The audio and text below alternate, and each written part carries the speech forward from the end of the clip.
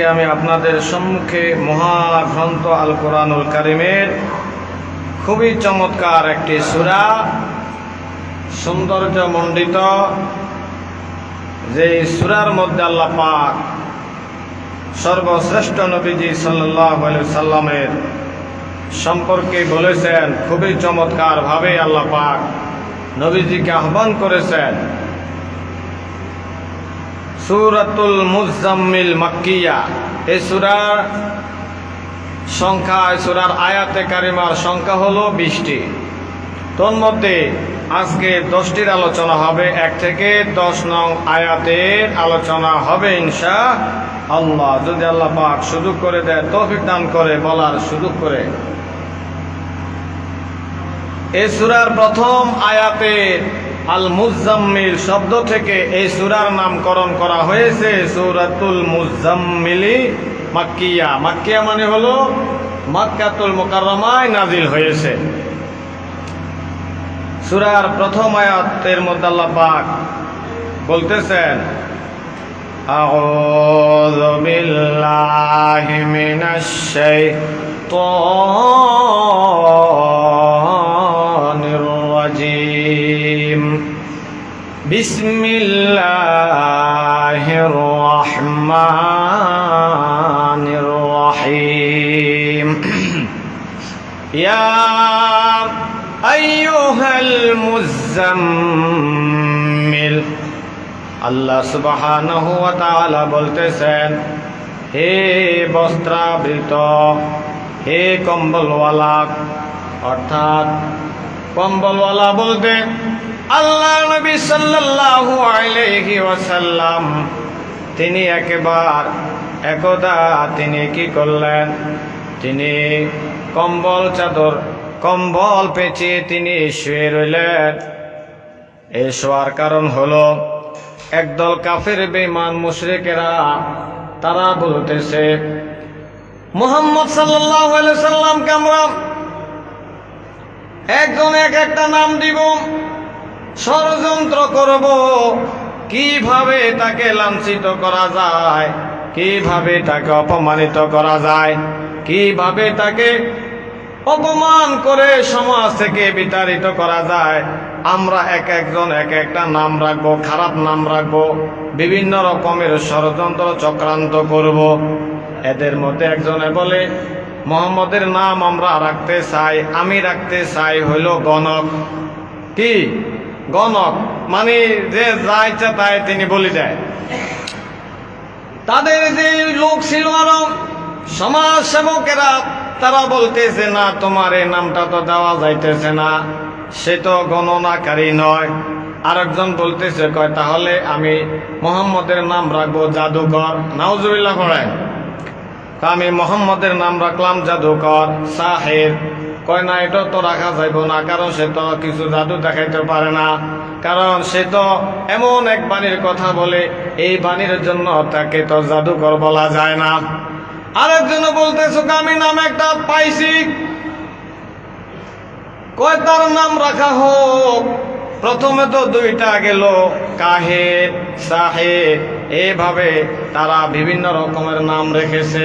কোন নাম তারা রেখেছে কিন্তু তাদের পছন্দ হয় না। গণনা কর, জাদুকর। এবার আরেকজন কইবার, আমি আসলটা পেয়ে গেছি, মুহাম্মদের নাম রাখতে হবে মাজনুন, মানে মোহাম্মদ পাগল। মোহাম্মদ কি পাগল? নাউজুবিল্লাহ পড়ে। আসলে এদের মধ্যে আবার সবাই বলতেছে মোহাম্মদ তো আসলে কোনো পাগলও না, তারাই নাম দিতেছে, তারাই আবার স্বীকৃতি দিতেছে। নবীজি কি পাগল? তিনি পাগল নন। তারা নাম দেয়, আবার তাদের মধ্যে থেকে বলে, না এটা ক্যান্সেল, এটা বাতিল। তাহলে আমাদের নবী জাদুকর নয়, আমাদের নবী তিনি গণনাকারীও নয়, গণকও নয়, তিনি পাগলও নয়।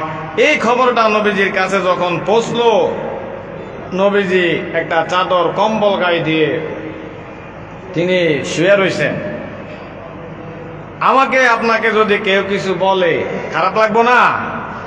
তখন আল্লাহ তাআলা, নবীজির নাম হলো মুহাম্মদ আর হলো আহমদ। কোরআনে 2টা নাম রয়েছে।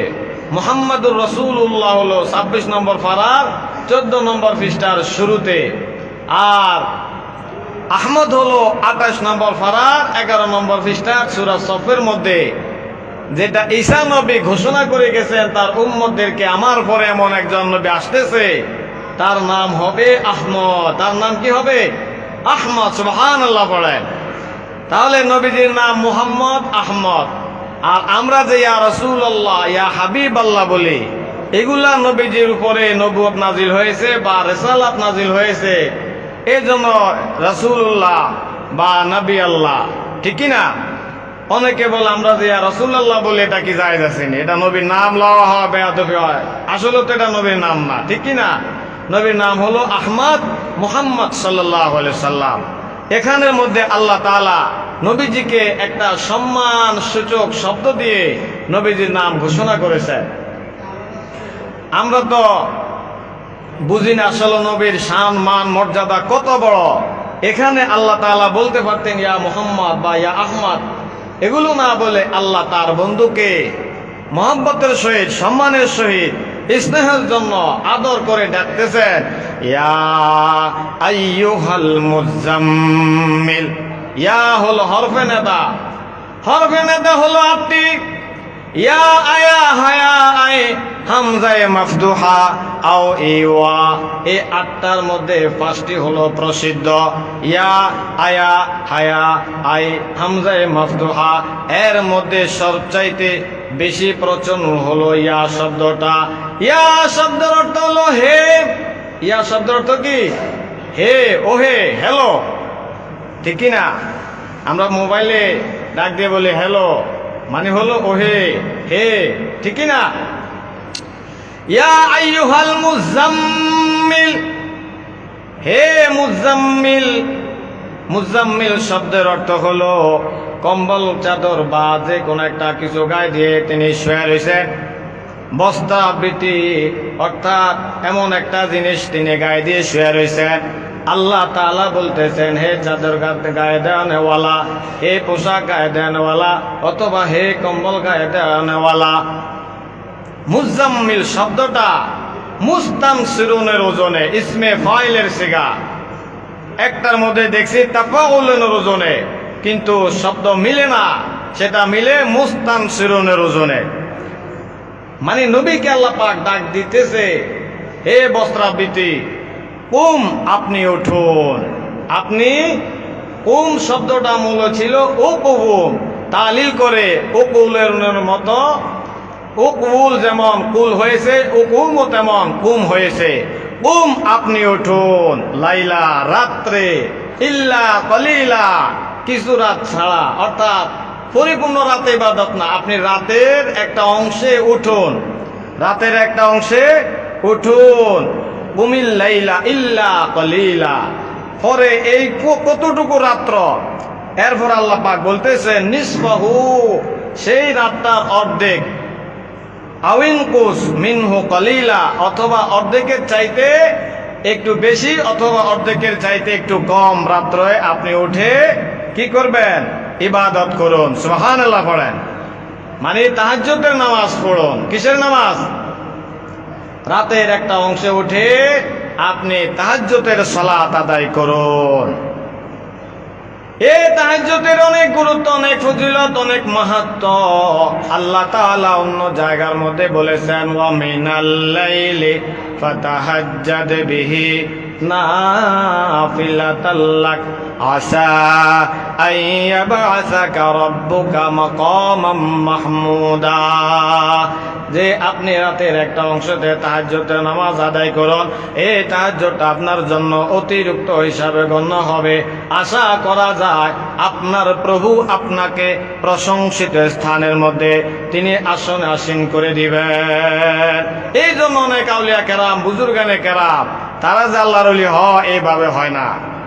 এই রাত্রে বেলা তারা উঠে, গভীর রাত্রে তারা আল্লাহর সাথে কথা বলে, আল্লাহর দিকে মনোনিবেশ করে, মুরাকাবা, মুশাহেদা করে, তাহাজ্জুদের নামাজ, তাসবিহ, তাহলিল, দোয়া, দুরূদ পড়ে, চোখের পানি ছেড়ে দিয়ে তারা আল্লাহর দরবারে কান্নাকাটি করে, তারপরে যায় তারা আল্লাহর ওলি হয়। সুবহানাল্লাহ পড়েন।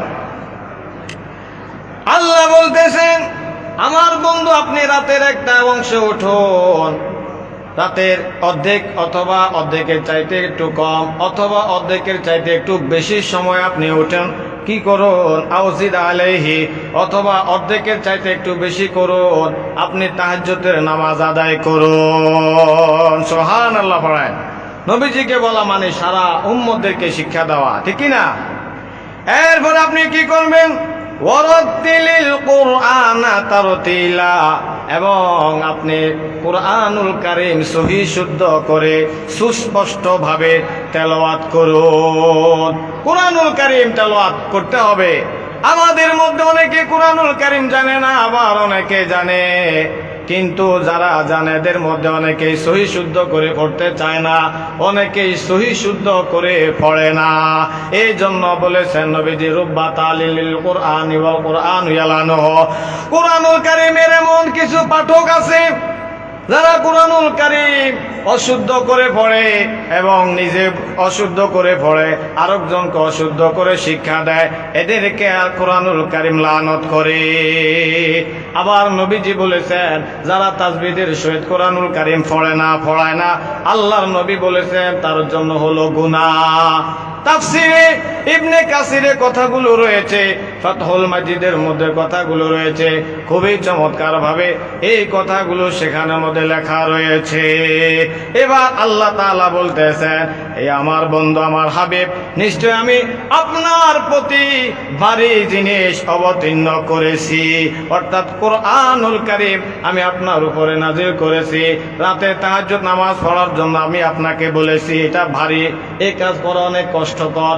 আরামের বিছানা হারাম করে, আরামের কম্বল হারাম করে, ল্যাপটপ হারাম করে, ঘুম হারাম করে, রাত্রে বেলায় জেগে জেগে তাহাজ্জুদের নামাজ আদায় করা এটা বড়ই কষ্টকর বিষয় এবং ভারী আমল। তারপরও আল্লাহ বলতেছেন ইন্না নাশিআতাল লাইলি হিয়া আশাদ্দু ওয়াতআও ওয়া আকওয়ামু কিলা, নিশ্চয় রাত্রে জেগে ইবাদত করা এটা অনেক বড় মহৎ কাজ, প্রবলতর ভালো কাজ এবং আত্মসংযমের এবং রাত্রে বেলা কুরআনুল কারীম বা জিকির আজকার করার জন্য উত্তম সময়। সুবহানাল্লাহ পড়েন। কি জন্য আপনি রাত্রের মধ্যে উঠবেন, ইবাদত করবেন, আমল করবেন, তাহাজ্জুদ করবেন, কুরআনুল কারীম তেলাওয়াত করবেন? যেহেতু দিনের বেলায় আমরা কর্মে ব্যস্ত থাকি, হরেক রকমের আমাদের সমস্যা হয়, এজন্য আল্লাহ বলতেছেন ইন্না লাকা ফিন্নাহারি সাবাহান তাওয়িলা, নিশ্চয় আপনার জন্য রয়েছে দিনের বেলায় দীর্ঘ, তাওয়িলা মানে হলো দীর্ঘ, সাবাহান মানে হলো ব্যস্ততা। দিনের বেলা আপনার জন্য রয়েছে অনেক ব্যস্ততা। দিনের বেলায় আমাদের অনেক রকমের কাজ থাকে, যার কারণে ইবাদত মনোযোগ সহকারে মন ভরে করা যায় না। এই জন্য রাত্রে সময় করলে একটা অংশে উঠে তাহাজ্জুদের নামাজ পড়া, আল্লাহর কাছে কান্নাকাটি করা, কুরআনুল কারীম তেলাওয়াত করা, জিকির আজকার করা, এটা হলো উত্তম কাজ। এবার আল্লাহ তাআলা খুবই সুন্দর ভাবে আরো চমৎকার ভাবে বলতেছেন ওয়াজকুর ইসমা রাব্বিকা ওয়া তাবাত্তাল ইলাইহি তাবতিলা। ওয়াজকুর ইসমা, ওয়া হলো এবং উযকুর মানে হলো স্মরণ করুন, ইসমু মানে হলো নাম, ওয়াজকুর ইসমা আপনি নাম স্মরণ করুন, রব্বিকা, রব্বুন মানে হলো প্রভু প্রতিপালক, কা মানে হলো আপনার, আপনার আল্লাহর, আপনার প্রতিপালকের নাম স্মরণ করুন। ওয়াতাবাত্তাল ইলাইহি তাবতিলা, এবং তাবতিলা ওয়াতাবাত্তাল নিমগ্ন হন আপনার প্রভুর দিকে, নিমগ্ন হওয়ার মতো, অর্থাৎ আপনার প্রভুর দিকে মনোনিবেশ করুন, নিমগ্ন হন, আপনার প্রভুর দিকে খেয়াল করুন, নাম স্মরণ করুন। সুবহানাল্লাহ পড়েন। কি জন্য করবেন? আপনার প্রভুর নাম, আপনার প্রভুকে কেন ডাকবেন? কারণ হলো রব্বুল মাশরিকি ওয়াল মাগরিবি লা ইলাহা ইল্লা হুয়া ফাত্তাখিযহু ওয়াকিলা। আল্লাহ বলেন রব্বুল মাশরিকি ওয়াল মাগরিবি, তিনি আল্লাহ যিনি পূর্ব এবং পশ্চিমের রব। সুবহানাল্লাহ বলেন। লা ইলাহা, আল্লাহ ছাড়া কেউ নাই, তিনি ছাড়া কেউ নাই। এখন তো আমাদের কথায় কথা আমরা বলি আল্লাহ লাগবো, ইল্লাহ লাগবো, নাউজুবিল্লাহ কোন না, আল্লাহ লাগবো, ইল্লাহ লাগবো। এটা কি? ইল্লাটা কি? কিও অনেকে কথা কথা বলে না, আল্লাহ লাগবো, ইল্লাহ লাগবো। আর আল্লাহ বলতেছে লা ইলাহা, আল্লাহ ছাড়া আর কেউই নাই। তাহলে আল্লাহ ছাড়া কেউ আছে? আরো আল্লাহ আছে, আর কেউই নাই। আসেনি? তাহলে অনেকে বলে আল্লাহ লাগবো, ইল্লাহ লাগবো। আবার অনেকে বলে কথার কথায় যে আল্লাহ বেড়ায় জানে। আল্লাহ আবার বেড়া হইলো কেমতে? আল্লাহ কি বেড়া না বেড়ে, এটা আপনারা কে বললো? কোথায় পাইলে? কোন আলেমে বলছে? কোন কিতাবে পাইছে? কোরআনে আছে কুল হুয়াল্লাহু আহাদ আল্লাহুস সামাদ লাম ইয়ালিদ ওয়া লাম ইউলাদ। তিনি কাউকে জন্ম দেন নাই, সেও কারো থেকে জন্মগ্রহণ করে নাই। তাহলে আল্লাহ কিভাবে বেটা হইল? আবার আছে লাইসা কামিসলিহি শাই। লাইসা মানে নাই, লাইসা কামিসলি। কা মানে হলো অনুরূপ, মিসলুন মানে হলো যেমন। লাইসা কামিসলি, কা মানে হলো মতো। আল্লাহ বলতেছে লাইসা কামিসলিহি শাই, আল্লাহর মতো কেউই নাই। কোনো জিনিস নাই, কোনো বস্তু নাই পৃথিবীতে। আপনি কিসের সাথে আল্লাহকে মিলাবেন? কোরআনে বলতেছে লাইসা কামিসলিহি শাই, আল্লাহর মতো কিছুই নাই, কোনো বস্তু নাই, কোনো জিনিস নাই। কিন্তু আমাদের দেশের অনেকে কথায় কথা বলে আল্লাহ বেড়া ভালো জানে, নাউজুবিল্লাহ পড়ে। আল্লাহ আল্লাহ আল্লাহ কি? আল্লাহ আল্লাহ ছাড়া কেউই নাই। কি করতে হবে? ফাত্তাখিযহু, আল্লাহকে গ্রহণ করতে হবে ওয়াকিলা, কর্ম নির্ধারক হিসাবে। ভরসা করতে হবে কার উপরে? আল্লাহর উপরে ভরসা করতে হবে। আল্লাহকে উকিল মানতে হবে, আল্লাহকে প্রভু মানতে হবে, অভিভাবক মানতে হবে। ওয়াকিলা মানে হলো অভিভাবক, কর্ম নির্ধারক। ওয়াকিলুন থেকে মানে ওয়াকিলা থেকে আপনার এই যে উকিল বলি আমরা, মানে হলো কি অভিভাবক, ঠিক না? উকিলের কাছে আপনার মামলা সবকিছু হস্তান্তর করে, সে আইন কানুন ভালো বুঝে, সেই আপনাকে নিয়ে পরিচালনা করে মামলা। অতএব আপনি মনে করবেন সবকিছু আল্লাহ জানে, আল্লাহর উপরে ভরসা করতে হবে, আল্লাহকে উকিল মানতে হবে, অভিভাবক মানতে হবে। লা ইলাহা ইল্লা হুয়া ফাত্তাখিযহু ওয়াকিলা। এরপরে ওয়াসবির আলা মা ইয়াকুলুনা ওয়াহজুরহুম হাজরান জামিলা। ওয়াসবির, আপনি ধৈর্য ধারণ করুন।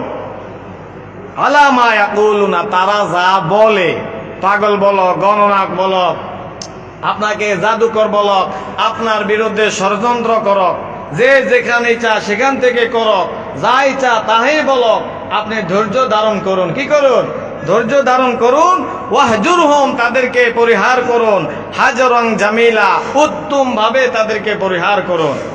তাদের সাথে আপনার আর কোনো কিছু নাই। আপনি মন ক্ষুণ্ণ করিয়ে না, ধৈর্য ধারণ করুন। তাহলে আজকের এই 1 থেকে 10 নম্বর আয়াতের আলোচনা কি ছিল? রাত্রে উঠে ইবাদত করতে হবে। কাফের বেঈমান মুশরিকদের কথায় মন ক্ষুণ্ণ করা যাবে না। আল্লাহকে স্মরণ করতে হবে, আল্লাহর দিকেই মনোনিবেশ করতে হবে। আর আল্লাহ হলেন পূর্ব পশ্চিমের মালিক, আল্লাহ ছাড়া আর কেউই নাই। কেউ আছে? আল্লাহ ছাড়া কেউ নাই। তার দিকে তাকেই গ্রহণ করতে হবে আল্লাহ হিসাবে, প্রভু হিসাবে, এবং ধৈর্য ধারণ করতে হবে সকল বিপদ আপদে। আল্লাহ আমাদেরকে তৌফিক দান করুক, সকলে বলুন আমিন। আজকে এই বলে আলোচনা শেষ করলাম। ওমা আলাইনা ইল্লাল বালাগ। আসসালামু আলাইকুম।